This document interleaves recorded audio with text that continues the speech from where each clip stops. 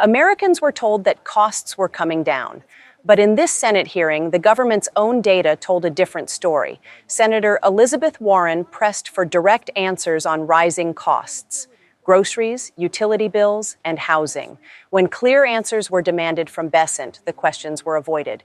The government's own numbers show that families are paying more, not less. After watching this exchange, we'll break it all down and explain how these decisions are affecting everyday Americans. Thank you, Mr. Chairman. So for a solid year while he ran for president, Donald Trump promised pretty much every day that he was going to lower costs on day one, if he was elected. Those were his words, not mine. So Secretary Bessent, you are one of the president's top economic advisors. Let's just start with a little truth-telling about the Trump economy 1 year in. Affordability is the top concern for Americans across the country. Donald Trump has called affordability, I want to get this right, a hoax. He's called it a scam. He's called it a con job. You're the Secretary of Treasury. You know the numbers. Is affordability a hoax, a scam, or a con job? Senator, it may be a bit nuanced for you, but what President Trump is referring to is the media saying that the affordability crisis was generated by this administration when it was you and President Biden who destroyed the buying power of the American people. So there is an affordability crisis, and you were front and center in it. So let me make sure that I understand. Donald Trump is not saying that affordability, what's happening to families right now, is a hoax? He is saying that trying to lay the blame at this administration rather than the Biden-Warren economy is a hoax. Okay, so it all happened before he got it. And everything that's happened since then, nothing is a hoax here. 21.5% cumulative inflation. Let me just ask about what's happened in the 1 year that Donald Trump has been president. Last week, President Trump said, quote, "We have the groceries going down." Did grocery prices drop in 2025? Numerous prices have. Did grocery prices drop in 2025? Numerous grocery prices have gone down. I'm sorry, I don't know if you can't hear me. Did grocery prices drop in 2025? Numerous grocery prices have gone down. Some of them. And in fact, we have seen inflation at 2.1% for the past 3 months. Have you seen the Bureau of Labor Statistics, that is Donald Trump's own Bureau of Labor Statistics numbers, that report that grocery prices were 2.4% higher at the end of 2025 than they were at the end of 2024. Trump's own Department of Agriculture has projected that those prices would climb higher in 2026. And under Donald Trump, families are paying more and more for groceries. So if you're just going to insult people by denying the facts that are out there and tell people they're doing great when they're struggling, I think that's just another way to say you don't have a plan to bring down these prices. You're not willing to admit the failures of the Trump administration. Senator. I will ask you a question in just a sec here. It's not just groceries. The numbers from Trump's own economic agency show that Americans are paying more for utility bills, more for health care, more for housing construction. Families aren't fooled by these lies. Mr. Secretary, you owe it to American families to own up what's going on. And Secretary Bessent, I have one more question for you while I have you here. You ran the search for Donald Trump's Fed chair nominee. And Trump promised, quote, "Anyone that disagrees with me will never be Fed chairman." Kevin Warsh got the nod last Friday. And then over the weekend, Donald Trump joked that he would sue Mr. Warsh if he failed to lower interest rates. At least, I think it was a joke. But just in case, this should be an easy one, Mr. Secretary. Can you commit right here and now that Trump's Fed nominee, Kevin Warsh, will not be sued, will not be investigated by the Department of Justice if he doesn't cut interest rates exactly the way that Donald Trump wants? That is up to the president. Can you commit that you will? I'm sorry. Can you commit that you will not hold He won't up? be sued if he doesn't drop interest rates. Can you? And he won't be criminally investigated. The president also made a joke about you that I won't repeat, Senator Warren. That was the actually, I easy will. one. He said he had reservations. If this was a joke, why not just say so? It was a joke, and he made a joke about you too, Senator Warren. Yes, he got a lot of laughs. Got a lot of laughs. Yeah. So I don't know if you want to respond to that. I do want to respond. What I can't tell you the American people Mr. are Walsh laughing. is highly qualified. They're the ones who are struggling with affordability. Why don't you tell the nation what you told me, that you held up Chair Powell's Secretary, renomination? We're going to move on to the next one. Senator Rounds, the floor is yours. The first issue raised was grocery prices. According to official data from the Bureau of Labor Statistics, grocery prices at the end of 2025 were about 2.4% higher than they were at the end of 2024.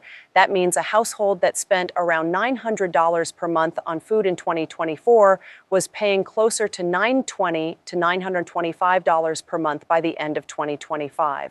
Over a full year, that difference adds up to more than $300 in additional food costs alone. Despite this, the public claim was that grocery prices were coming down. That contradiction became a central point of the hearing. When a direct answer was requested, it was not clearly given. It was also placed on the record that the Department of Agriculture projected continued pressure on food prices into 2026. In other words, even the government's own outlook acknowledged that meaningful relief for families remained limited. If prices were truly falling, that expectation would have appeared in those projections. Instead, the data suggested ongoing strain. The discussion then turned to utility bills. According to data from the Energy Information Administration and state-level reports, average household spending on electricity and natural gas increased by roughly 6 to 8% in 2025 compared to the previous year. For a family paying around $200 per month for utilities, that meant monthly bills rising to approximately $215 or $220. Over the course of a year, that increase represents an added burden of about $200 to $250. These are fixed expenses that families cannot avoid, regardless of whether their income rises or stays flat. That is why these costs weigh so heavily on household budgets. Healthcare expenses were another key focus of the hearing. Government data showed that health insurance premiums rose by an average of 4 to 6% in 2025. Out-of-pocket medical costs also increased. For families spending around $6,000 per year on healthcare, those increases pushed annual costs closer to $6,300 or $6,400. For households already stretched thin, that difference is significant. Many families reported delaying care, cutting back on prescriptions, or relying on credit to cover medical expenses. This pressure is not limited to low-income households. Middle-class families are increasingly affected as well. Housing represented the most serious pressure point discussed during the hearing. Government and private sector reports show that the United States is facing a shortage of approximately 3.7 million housing units. When supply fails to meet demand, prices and rents rise. That basic reality has been compounded by higher construction costs. According to the National Association of Home Builders, tariffs and higher material costs have added between $7,500 and $10,900 to the cost of building a single-family home. For families shopping for a home priced around $350,000, this increase places ownership further out of reach. The impact extends beyond buyers. Renters are also affected. Data from 2025 shows average rents increasing by roughly 4 to 5% in many cities. A renter paying $1,500 per month saw that cost rise to approximately $1,560 or $1,575. Over a year, that increase adds up to between $700 and $900. These increases arrive at a time when wages for many workers have not kept pace. When these costs are viewed together, the financial pressure becomes clearer. Grocery prices, utility bills, healthcare expenses, and housing costs combined have added an estimated $1,500 to $2,500 per year to the expenses of an average American household. This is not a minor adjustment. It is a measurable reduction in disposable income. This is why many families report feeling worse off, even when headline inflation numbers appear lower.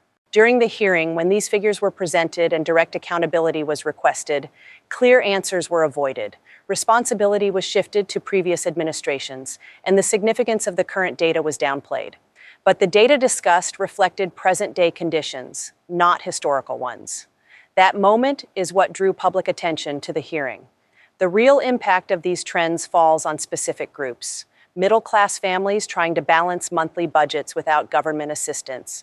Retirees living on fixed incomes who are especially vulnerable to rising costs. Renters facing steady increases in housing expenses. Young families attempting to save for a first home that grows more expensive each year. These are not abstract statistics. They represent daily financial decisions that millions of people are forced to make. This hearing made one thing clear. Rising costs are not an illusion. They are documented by the government's own data and felt directly by households across the country. When these realities were brought into the open, the response was to deflect rather than confront them. That response is why the exchange resonated with the public. If economic pressure is not acknowledged, it cannot be addressed. The data is clear. The impact is measurable. What remains unresolved is who takes responsibility for closing the gap between public claims and lived reality. If you found this video helpful, please support the channel by subscribing, like the video, and share your thoughts in the comments. Thanks for watching this video. We'll see you in the next one. Bye.